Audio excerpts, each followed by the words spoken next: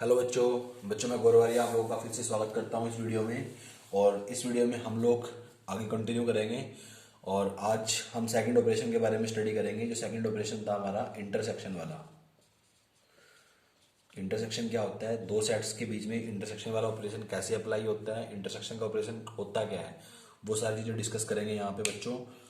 सबसे पहली चीज़ बच्चों, इंटरसेक्शन का मतलब क्या है ज़रा वो समझते हैं, एग्जाम्पल से समझते हैं। जैसे आपके पास सेट ए है बच्चों, यहाँ पे साथ में लिख लेना बच्चों, कॉमन निकालना।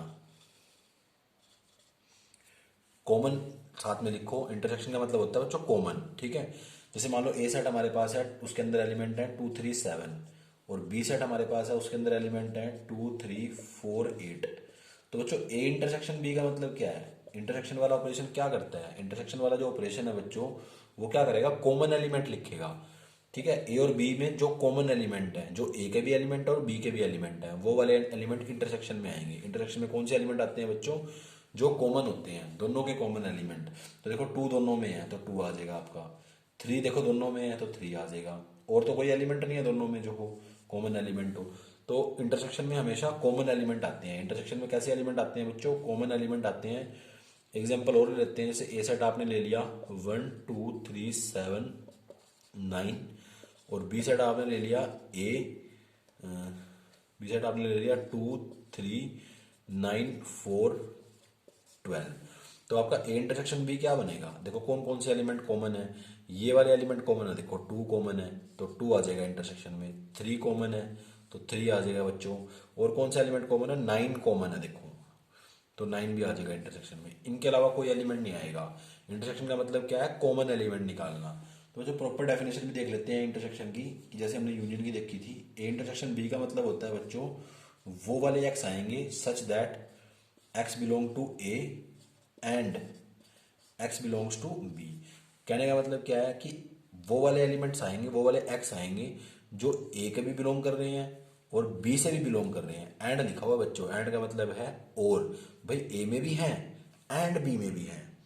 और जो यूनियन वाला होता था, यूनियन का क्या डिफरेंस था बच्चों, मैं यूनियन भी साथ में लिख देता हूं ताकि आपको थोड़ा सा डिफरेंस भी पता चल जाए। वैसे मैंने प्रीवियस वीडियो में बताया था आपको, उसमें क्या होता था कि एक्स ए में हो या एक्स बी में हो, दोनों ही आते थे, है ना। एक्स ए में हो या एक्स बी में हो, दोनों ही आने थे। तो यूनियन में क्या होता है, दोनों आ सकती हैं, और होता है यहाँ पे। और इंटरसेक्शन में क्या होता है, एंड लगा होता है, मतलब कॉमन एलिमेंट आएंगे सिर्फ। तो मेरे ख्याल से आपको ये बातें समझ में आ गई हैं सारी की सारी। अगर आप इसके वेन डायग्राम को देखना चाहते हो तो वेन डायग्राम भी आप देख सकते हो बच्चों, बड़ा इजी है इसका वेन डायग्राम। तो वेन डायग्राम जरा देखो इसका। वेन डायग्राम के लिए आपने क्या करना है, वेन डायग्राम आपको पता है कैसे बनाते हैं, एक रेक्टेंगुलर बॉक्स बनाते हैं, उसके अंदर सर्कल्स बनाते हैं। तो ये 2 सर्कल बना लिए, ये ए सेट का नाम दे दिया, ये बी सेट का नाम दे दिया। जो रेक्टेंगुलर बॉक्स है वो यूनिवर्सल सेट है, ठीक है, सबसे बड़े वाला सेट है, जिसके बाकी सारे क्या है, सब सेट है। जो हम निकालते हैं उसको नीचे लिखते हैं इंटरसेक्शन बी। तो देखो ए इंटरसेक्शन बी का मतलब क्या है, कॉमन। तो कॉमन पार्ट कौन सा है बच्चों, तो यही तो कॉमन पार्ट है जो शेड कर दिया मैंने, वो आपका कौन सा पार्ट है, कॉमन पार्ट है। तो ये आपका ए इंटरसेक्शन बी है जो शेडिंग हुई हुई है। जो शेडिंग हुई होती है उसको यहाँ लिखते हैं नीचे, तो इसका वेन डायग्राम बन जाएगा। मेरे ख्याल से आपको इंटरसेक्शन का ऑपरेशन प्रॉपर तरीके से समझ में आ गया है। अब इसके ऊपर बेस्ड कुछ 1.4 एक्सरसाइज के क्वेश्चंस करते हैं बच्चों, तो चलिए शुरू करते हैं। तो बच्चों क्वेश्चन नंबर 5 आपके सामने है। क्वेश्चन नंबर 5 बच्चों, क्वेश्चन नंबर 5 से आपको थोड़ा सा इंटरसेक्शन क्लियर हो जाएगा। फिर मैं प्रॉपर्टीज ऑफ इंटरसेक्शन की बात करूंगा। जैसे हमने यूनियन की प्रॉपर्टी पढ़ी थी, ऐसे ही इंटरसेक्शन की भी प्रॉपर्टीज पढ़ेंगे। तो पहले उससे पहले एक क्वेश्चन कर लेते हैं ताकि आपको थोड़ा सा कंसेप्ट क्लियर हो जाए। तो क्वेश्चन नंबर 5 है बच्चों, क्वेश्चन नंबर 5 में बोला हुआ आपको कि क्वेश्चन नंबर 1 के अंदर जितने भी पार्ट्स हैं उन सबका आपने इंटरसेक्शन करके दिखाना है। तो इंटरसेक्शन करोगे तो यहाँ पे क्या आ जाएगा बच्चों, जरा देखो, एक्स इंटरसेक्शन वाई करोगे तो देखो एक्स आपको नजर आ रहा है, एक्स के अंदर क्या क्या एलिमेंट है, 1 3 और 5। वाई के अंदर क्या है, 1 2 और 3। तो इनमें कौन कौन से एलिमेंट कॉमन है, इंटरसेक्शन तो क्या करता है, कॉमन एलिमेंट लिखता है। तो 1 आ जाएगा कॉमन, 3 आ जाएगा कॉमन, तो इसमें आ जाएगा 1 और 3।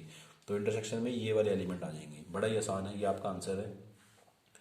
नेक्स्ट में आपने ए इंटरसेक्शन बी लिखना है। तो देखना है ए और बी में क्या क्या कॉमन है, ए कॉमन है देखो इनमें, और इसके अंदर बी कॉमन नहीं है, सी भी कॉमन नहीं है, तो सिर्फ ए कॉमन है।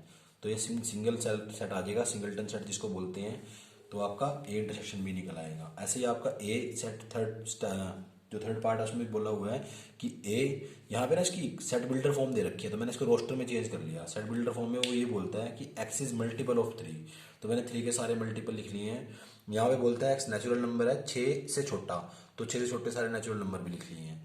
अगर आपको सेट बिल्डर फॉर्म दे रखी हो तो पहले आप रोस्टर फॉर्म में जरूर कन्वर्ट कर लें, तभी आप उनका इंटरसेक्शन निकाल सकते हो। जब आप ए इंटरसेक्शन बी निकालोगे इस पार्ट में, तो अब देखो जरा कि इनमें क्या क्या कॉमन है।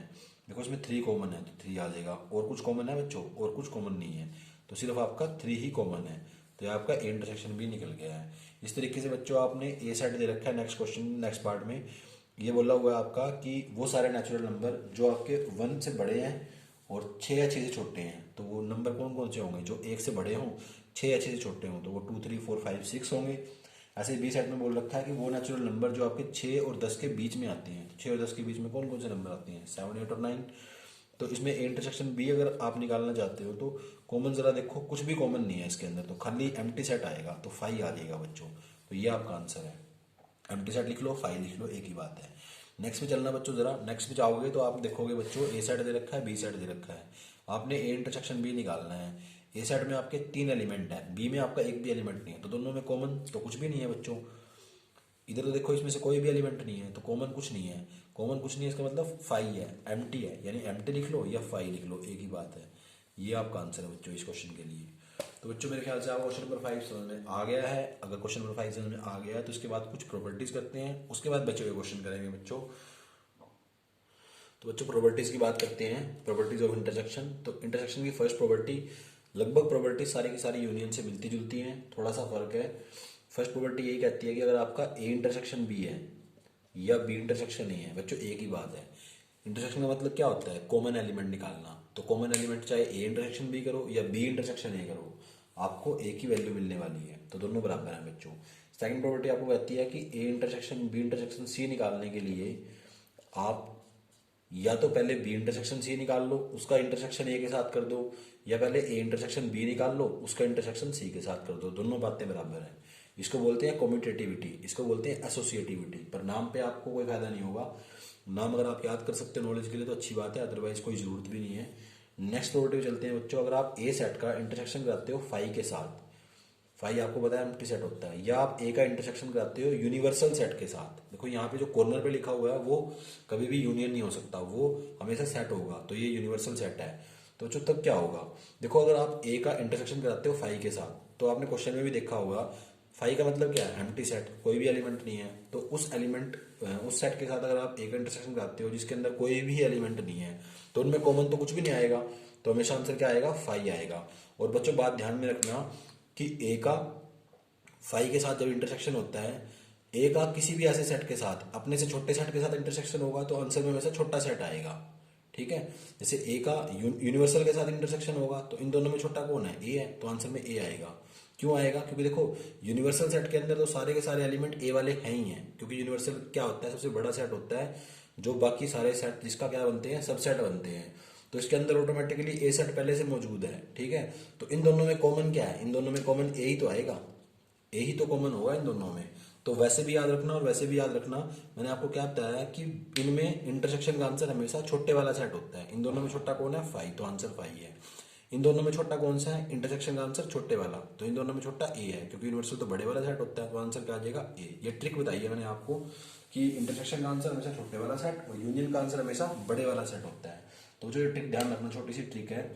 और प्रॉपर्टी नंबर 5 जो है वो कहती है कि अगर ए का इंटरसेक्शन ए के साथ ही करा दोगे तो आपके पास ए ही आएगा, क्योंकि ए और ए में कॉमन क्या होगा, खुद ए ही कॉमन होगा बच्चों। तो ये आपकी कुछ एक प्रॉपर्टीज हैं, 5 प्रॉपर्टीज हैं। इसके अलावा एक छोटी सी प्रॉपर्टी और नोट कर लेना बच्चों अलग से, वो ऐसी प्रॉपर्टी है जो यूनियन और इंटरसेक्शन दोनों की मिला के प्रॉपर्टी है, और उसको बोलते हैं डिस्ट्रीब्यूटिविटी। क्या बोलते हैं, डिस्ट्रीब्यूटिविटी, या डिस्ट्रीब्यूटिव प्रॉपर्टी बोल लो इसको, ठीक है।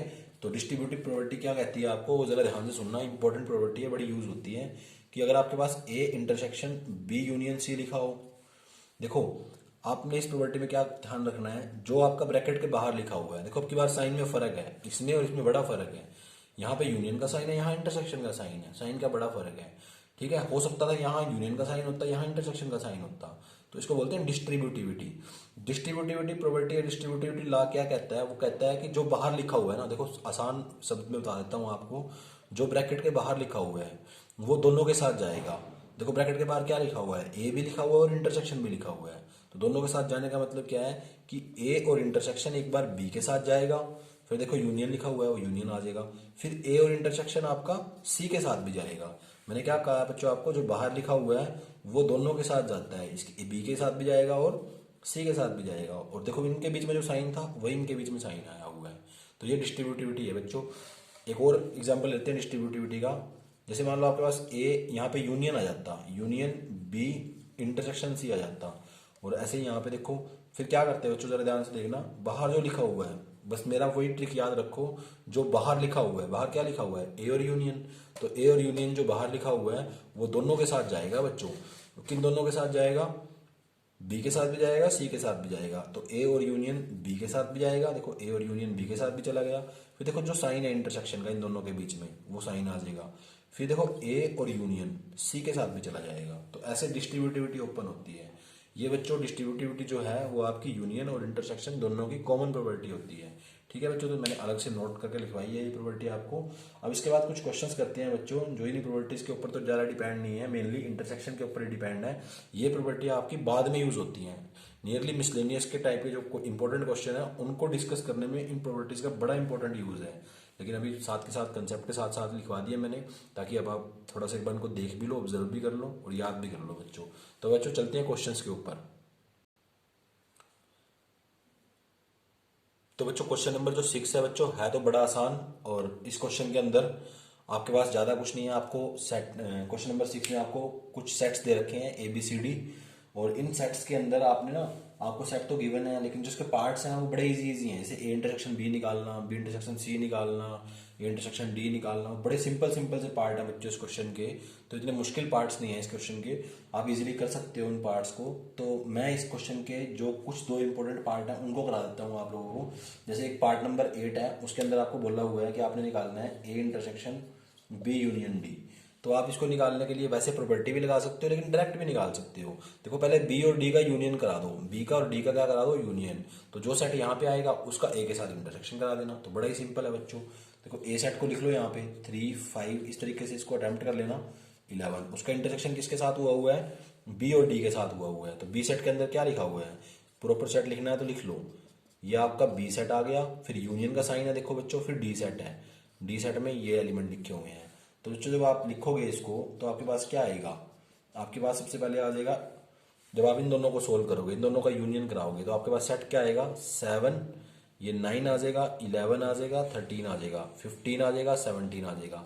क्योंकि यूनियन क्या करता है, एलिमेंट को कंबाइन करता है।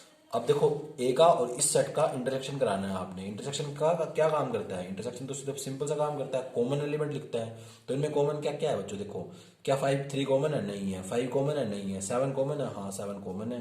9 कॉमन है, हाँ 9 कॉमन है। और क्या कॉमन है, 11 कॉमन है, और तो कुछ कॉमन नहीं है। तो ये आपका आंसर है बच्चों। बड़ा ही सिंपल सा क्वेश्चन है, मुश्किल नहीं है। तो आपने इस तरीके से सारे ही क्वेश्चन कर लेने हैं। ऐसे मैं आपको एक और क्वेश्चन का हिंट दे देता हूँ, क्वेश्चन नंबर 9 का हिंट दे देता हूँ आपको। तो हिंट नोट कर लेना आप, ए इंटरसेक्शन बी करने आपने खुद है सारे क्वेश्चन, इंटरसेक्शन बी यूनियन सी।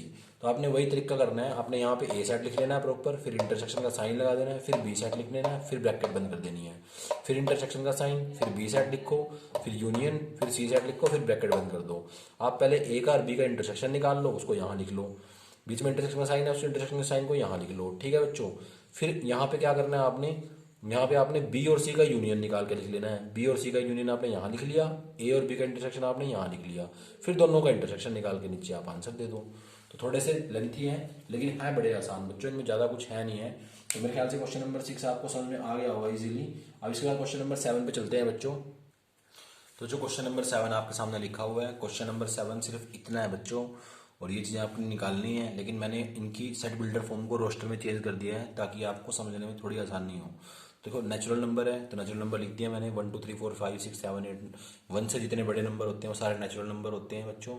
और उसके बाद इवन नेचुरल नंबर लिख दिया मैंने, 2 4 6 8 ऐसे चलता रहेगा ये। और नेचुरल नंबर भी लिख दिए हैं, 1 3 5 7 9, ये ऐसे चलता रहेगा।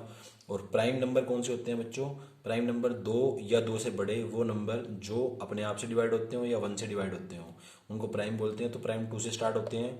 और प्राइम की खासियत ये होती है कि 2 अकेला इवन प्राइम होता है, ठीक है, बाकी सारे प्राइम कैसे होते हैं, ओड होते हैं। तो चलिए शुरू करते हैं बच्चों। ए इंटरसेक्शन बी निकालना है तो देख के पता चल रहा है ए के अंदर कैसे नंबर आ रहे हैं, नेचुरल नंबर। बी के अंदर कैसे आ रहे हैं, इवन नेचुरल नंबर।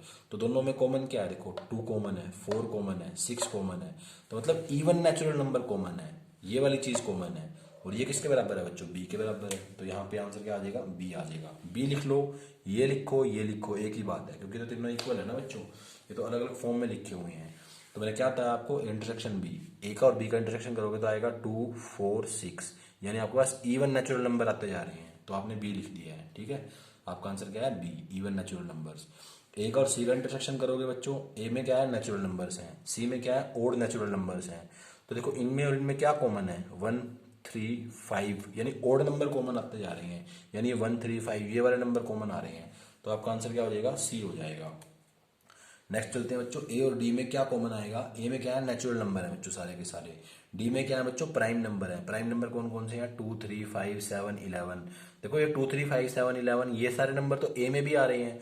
तो ए में और इसमें क्या कॉमन है, यही वाले सारे नंबर कॉमन है। तो आपका आंसर आ जाएगा डी।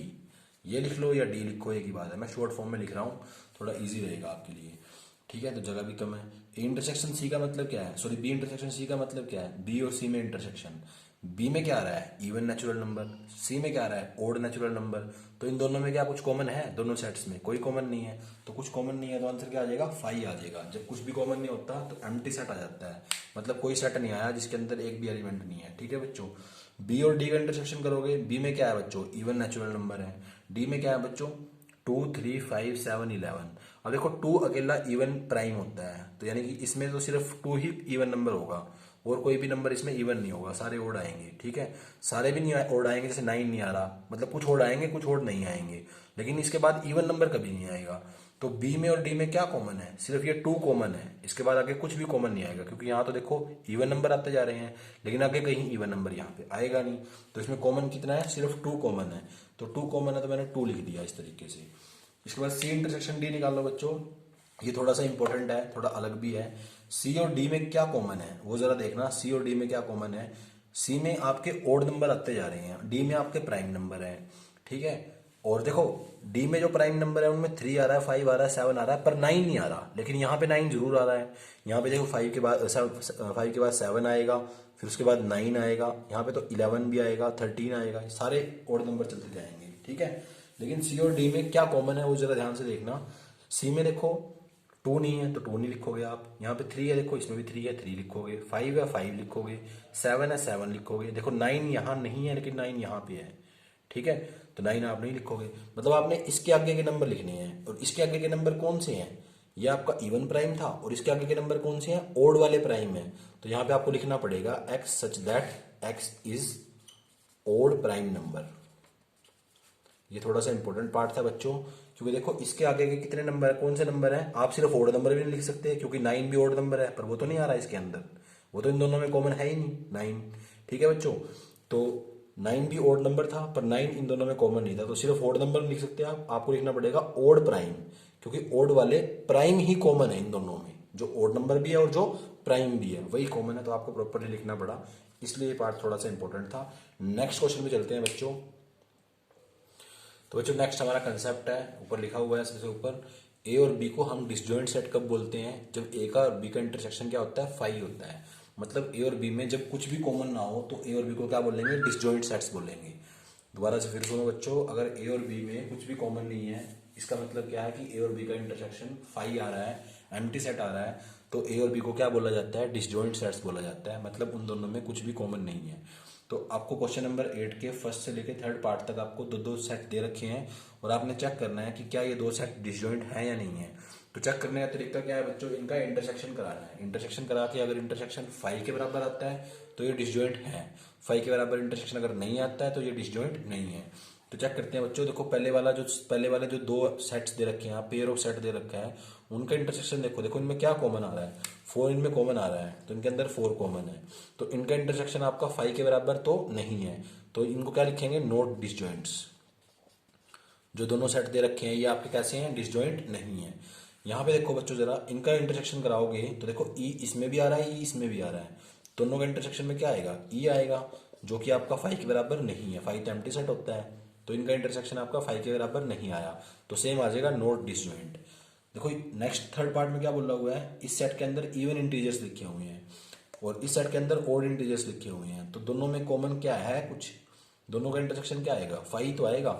इसमें इवन इंटीजर है मतलब 2 4 -2 -4 इस टाइप के एलिमेंट है, इसमें आपके ऑड इंटीजर है 1 3 -1 -3 इस टाइप के एलिमेंट है, तो दोनों में कॉमन तो कुछ भी नहीं है। तो ये नहीं, ये क्या हो जाएगा, डिसजॉइंट हो जाएगा, ये वाला सेट क्या हो जाएगा, disjoint sets. These two sets are disjoint, these two sets are not disjoint, these two sets are not disjoint। इस तरीके से बच्चों क्वेश्चन नंबर 12 में भी आपने डिसजॉइंट बताना है कि डिसजॉइंट बनेंगे सेट या नहीं बनेंगे। तो आप इजीली बता सकते हो, आपने सिर्फ ट्रू फॉल्स ही लिखना है उसके अंदर, क्वेश्चन नंबर 12 के अंदर। तो बच्चों आपको, आपने इस वीडियो को देखने के बाद जो आपने होमवर्क करना है वो आपका होमवर्क है, क्वेश्चन नंबर 5 करना है आपने, 6 करना है, 7 करना है, 8 करना है और क्वेश्चन नंबर 12 करना है। 3 क्वेश्चन बच गए हैं बच्चों, वो नेक्स्ट वीडियो में कराए जाएंगे और नेक्स्ट ऑपरेशन कराने के बाद ही कराए जाएंगे। तो ये आज के लिए आपका होमवर्क है बच्चों, प्लीज़ इस होमवर्क को साथ के साथ वीडियो को देख के कर जरूर लेना, ताकि आपको सेट्स की अच्छी अंडरस्टैंडिंग डेवलप हो जाए। तो इस वीडियो को देखने के लिए आपका धन्यवाद, thank you, thanks for watching this video.